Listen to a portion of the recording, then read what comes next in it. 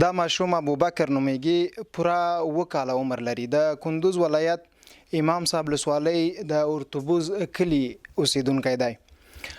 وړمه ورځ یکشنبه ماښام 6 بجې له کور څخه دکان ته د سودا اخیستو په موخه تللی و چې ناڅاپي د انسان تښتونکو لخوا برمته شو. د له برمته کېدو سره سم یې کورنۍ پولیسو ته خبر ورکړ تر څو یې ماشوم راخلاص کړي. پولیسو هم سملاسي لاس په کار شول او د ابوبکر د راخلاصولو لپاره یې مټې راونغاړلې. په لنډ وخت شاوخوا 2 ساعتو کې پولیسو د بیا هڅو له امله ابوبکر د کندوز ولایت په کلباد ولسوالۍ کې چیرې چې انسان تښتونکو دی انتقال کړی و، د مجاهدینو لخوا یې ځای پیدا شو او مجاهدین سیمې ته ورسېدل.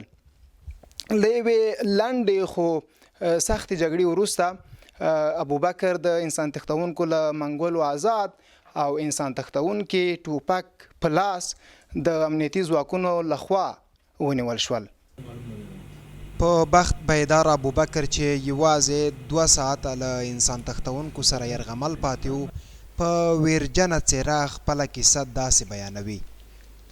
من السوداء میآورم اما بعد من پرسان که بچه کیستی؟ من گفتم بچه میبلا. گفت بیا دموتر بشی.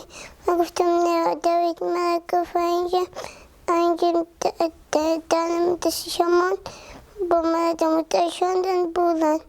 د ابوبکر پلار محب الله وایي داسې الفاظ له ده سره نشته چې د ابوبکر د ژغورنې په برخه کې د امنیتي ځواکونو هڅې وستایي. وایي د ژوند تر وروستۍ سلګۍ به د هیواد د میړنیو ځواکونو دغه پر وخت او باجرأته اقدام هیر نکړي. وقتی که من خبر شدم که ابوبکر جان زنده است با من صدایش شنیدم، از دست خوشحالی ایستاد بودم، حتی در زمین افتیدم. احساس خوشی کردم که یک دنیای دیگر رفتم. خوشبختانه این خدمت خود مجاهدین بود که الحمدلله اولاد ما دوباره به دست ما آمد. محب الله زیاته کړه هغه وخت چې دی د خپل زوی له برمته کېدو خبر شو، ژبه یې تته شوه او جسم یې د هر ډول خوځښت توان وبایله. خوشبختانه بچه مامیالی پیشم است. از احساس خوشی نمیتونم خود کنترل بکنم و گپ خدا بزنم. د کندوز والی ملا محمد خان دعوت وایي دغه ولایت کې د خلکو لپاره د سوکاله ژوند کولو ټول فرصتونه برابر کړي.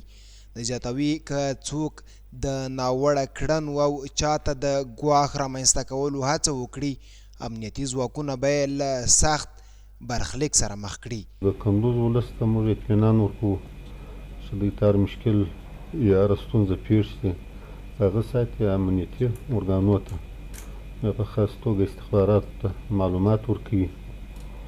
نو انشاءالله الرحمن هغه د دوی مشکلاتو ته مجاهدین ځان رسوي.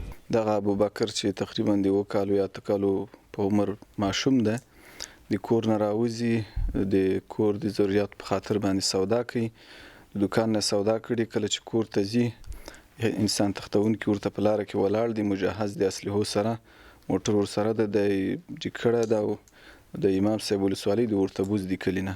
له دې سره هغه کسان چې د ابوبکر د تښتونې په تور نیول شوي په خپل جرم اعتراف کوي او زیاتوي نور به له دا ډول ناوړه کړنو څخه په پوره معنا ډډه کوي. از طرف نیروهای امنیتی بچه را نیروهای امنیتی تسلیم گرفت و صاحبش تسلیم کرد. بچه را به خاطر این بردیم که پیسه میگرفتیم از پدرش. 6 بجه شام بود، در امام صاحب بچه را گرفتیم. ساعت 8 بجه شب در رسوالی کلباد قریه دلشاد گرفتیم.